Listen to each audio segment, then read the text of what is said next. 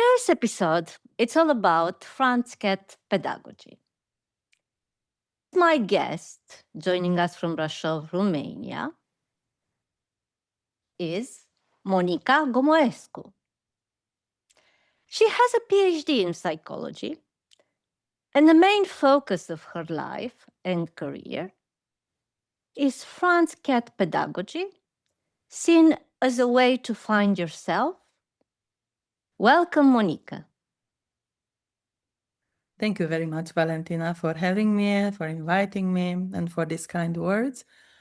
So yes, this is a way in which I have found out how to connect better to the joy of everyday living with all its ups and downs, because it's not about seeing only the nice or the fluffy part of life. It's about seeing it all and still being joyful.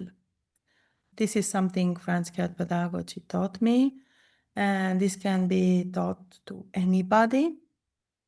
And it's very practical and it's easy. It's through singing and dancing and very easy exercises that involve the body. Tell us, when did you start being interested in Franz Kett Pedagogy? My encounter started in 2010 when I decided to take a shift in my life from the very, let's say, business-oriented environment towards something different that can bring joy and purpose to me, to my life, and to the people around me. At the time, I decided to make an NGO and work with children from foster houses. And after studying a bit more what their real situation was and understanding the trauma they were exposed to, I realized that it will be necessary to find a very complex method of intervention in their case. At that point, I had a very good friend who was a priest and psychologist, and he knew about Franz Kett pedagogy. And he mediated this meeting with Sister Rista, who was working at the time with the pedagogy. And she accepted me to go and attend one of these courses. What I felt was that I have never participated in a course like this. Then I realized that something in me, something very profound, was building up and was there. I felt totally different than before in my body with my thoughts, and I just knew that this is the path I want to walk on in my life further on. And that defined next steps. Have you ever met Mr. Franz Kett? Yes, I had the honor and the privilege to meet him. But before meeting him physically, I was able to meet him first by his handwriting. I have written a letter, sent it to him. He gave me a handwritten response. It was really wonderful because I realized that relationships can be deeper than I previously experienced. That it's not like only sending an email to somebody else. Here was something totally different. I saw the way he appreciates people and relationships. And this letter had a nice drawing also, done especially for me, by hand. So it was like, wow. And then I understood more about Franz Kett pedagogy because it was about value. This pedagogy values people. This man values people. So I am valuable. That's how I felt from the very first opening of that letter. All the encounters made me feel valuable because he had this amazing way of being there present just with you. You felt that his entire body, all the cells are there for you in that discussion. Unfortunately, not speaking German very well, I could not have a longer conversation. We also had translator at some time. and that person was also helping us. But the fact that he was all there for you, no matter what language you were speaking, that was like really amazing. And again, meeting Franz Kett Pedagogy is meeting Franz Kett himself. He's not with us anymore, but I feel him very present with me in all his activities I'm doing at my courses, because his essence is there. I would like you to present me one of these activities that were created by him and that you use while working with people. There is one that concentrates on the present moment. In this activity, the part of getting in contact with each other and being present is done through the dance. It's a circle dance, a slow one. And it has as a purpose this idea of being here totally with my arms, with my legs, with everything I am. All dances in Franz Kett Pedagogy are about a road we take, so a few steps we do together and then coming back and then going to the center and back. Yeah, so we always have to focus towards the center and back. And of course, is this connection we do with our hands to the right, to the left, with all my neighbors, with everybody that is with me there. So this is the first step. Then comes the meeting part, how it is named in our pedagogy. And here is a meeting with the rope. There is a rope that comes, and we give this rope to everybody. And when they receive the rope, they can say what comes to their mind, that maybe they see it as the journey of life or a road or whatsoever. So after everybody touches the rope and gives an opinion on what it could be, of course, we do some exercises with the rope. And these exercises generally come from the group. It's like you ask them, what can we do with the rope? And then they want to do very different things. And you do all the things they want to do. Yes. So they participate and they feel important this way and they are heard. Their opinion matters. After this part, we leave the rope in the center and then we become the rope, we as people. Yes, and I ask, how can we become now? What is there? And they give us ideas how to hold hands or how to, yes, how to do it that we become what we can see down there. And then we can send messages as we did through the rope to each other. So this is another exercise in which I, with my body, become what is there down. Yes, what was brought to the center, in the middle. There is another part in which everybody gets a colorful scarf. In general, everybody has a different color because we are so unique. And we play some games with these scarves, something that is funny for them and helps them relax. And also those games can be suggested by them. And then we connect with our scarves. So we actually tie our scarves to the rope that is down there in the circle. And one by one, this is also very important, that everybody connects to one by one and everybody observes what the other person is doing, his gestures, the way he connects to the rope. And of course, at the end, everybody is there tied with his scarf to the rope. Now we have other exercises. We take the end of the scarf and we raise the rope and we put it down. And again, we can do several exercises together, suggested by them. After that, we leave it down. And there is a nice movement in which you take the end of the scarf and you bring it to the center. Yeah? So now it's a turn. Yes, you go inside. And again, this exercise is also done in total silence because it's very important to see the gestures and to see this turning. Yes. There in the middle, after we put down the rope, we added a golden circle that helps us concentrate towards the center. So now we all come back and bring our scarves towards the center. Maybe we touch the golden circle or not, but the idea is to be as close as possible to it, to the center. And at this point, we invite the participants to concentrate a bit on the movement.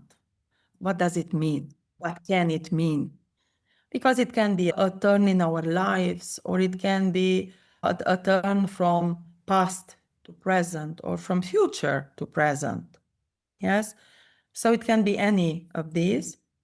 And it invites the participants to think about this being present, this turning that can be done several times a day, because our minds runs to different places, and that we can turn each time we notice that this happens. And there is another moment in which the participants are invited to decorate their own scarf with this idea that you are invited to think how you feel in the present moment, and then you decorate your scarf with the idea, this is me here and now.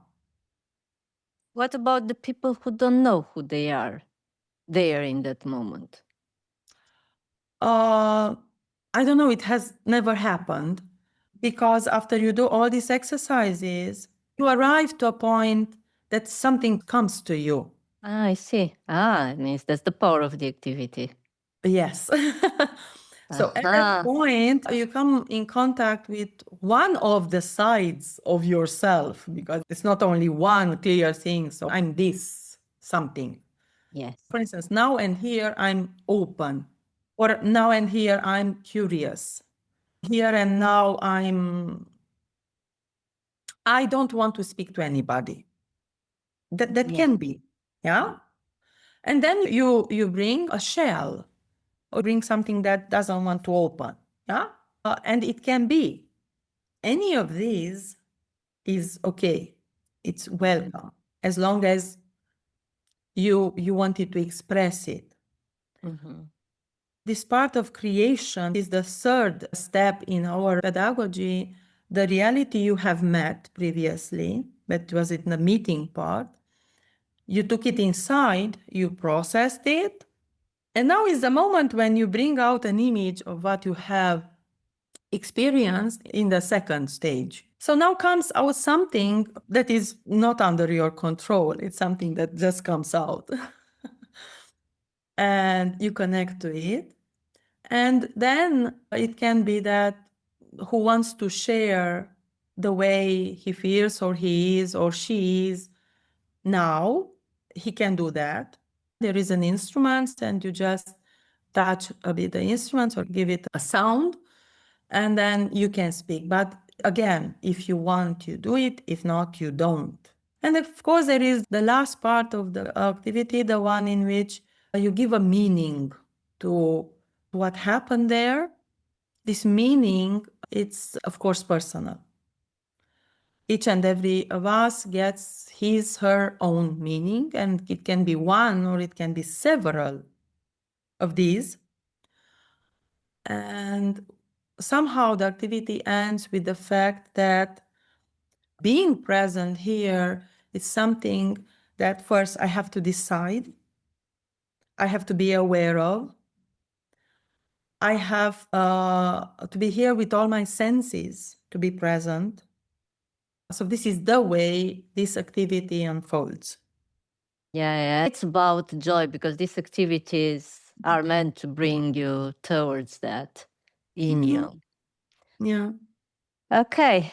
You said you apply this on children from foster house. Have you applied on other children? Yes, it all started with the children from foster homes, and it worked very well. We tried several things, but this was the only thing that really worked. And they connected, and they were there, and they were seen, and they were even a bit joyful. Yeah, they were having fun anyway. I worked with this pedagogy, I think, with all age groups. At this point, I can say with all, because in 2020, I opened an educational center in Brasov. And there were children from 1 to 10, 11. Quite a range of age. Yes. We were working with all of them with this pedagogy, and we saw some amazing results in relationship with each other and with the environment around them. And we could see how they were changing inside and how they were changing also their families. We got lots and lots of positive feedback from their families about how nice the interaction is and how the children try to teach their family to interact in that way. All my family was, of course, involved in this project we had for 3 years. And my youngest, Julia, was part of the kindergarten mixed group. She could take advantage of having Franz Kett Pedagogy 4 days a week. And she's really amazing the way she developed these years and the way she is and the way she interacts even now with her colleagues. I was also working with Franz Kett Pedagogy for secondary school, for high school, with adults, with teachers. I was even working with it with elderly groups. And they also felt joy and they were really happy of creating and dancing and singing, and really nice. Yeah. All I can say is that I've been impressed by the stories that Tanka told me from her life, Wolf told me related to Franz Kett Pedagogy, because I know both of you are involved into this process. Tell me a bit more about, because you said, yeah, here and now, about the situation of here and now Franz Kett Pedagogy. How can people benefit of this kind of courses? How to reach them? At this point, 60 people in Romania finished basic course and also qualification courses in Romania. 30 people for Romanian language and 30 for Hungarian language. 2 for Romanian and 2 for Hungarian are now under supervision to become trainers for Franz Kett Pedagogy in Romania. We also have an institute, the Romanian Institute for Franz Kett Pedagogy. And you are one of the vice presidents, right? Yes, I'm one of the vice presidents of this institute. In Romania, at this point, my colleagues who are training for Hungarian language are Sister Krista, not Enikő is her name, and also István Nemes, my colleague and also the president of the institute. And for Romanian language is Stanka Mada, my colleague, and me. We, at this point, can organize different types of courses in Romania. I see. And where can people reach you? I personally have a Facebook page where I announce my courses because I know that lots of people, lots of teachers and psychologists want to meet this pedagogy and work with it. And there I give some information about the pedagogy. I also announce the courses that are organized. And there, of course, anybody can contact me. It is also my phone number. They wanted you to talk about Franz Kett Pedagogy for people to know that there is such a reality here in Romania reachable. Thank you very much for sharing the practice of it. And I'm curious how things will unfold for you. Yeah, I'm not curious, actually. I'm just present. Yes, yes. So let's keep then being present. Thank you very much for inviting me and for being interested and for sharing, because sharing, I think it's a very important thing to do. Thank you. Thank you. That's a wrap up on the episode Franz Kett Pedagogy, a practical way to find yourself. Thank you all for watching. Leave a comment, reach out, and never stop being curious. Stay tuned because there is always another one coming soon.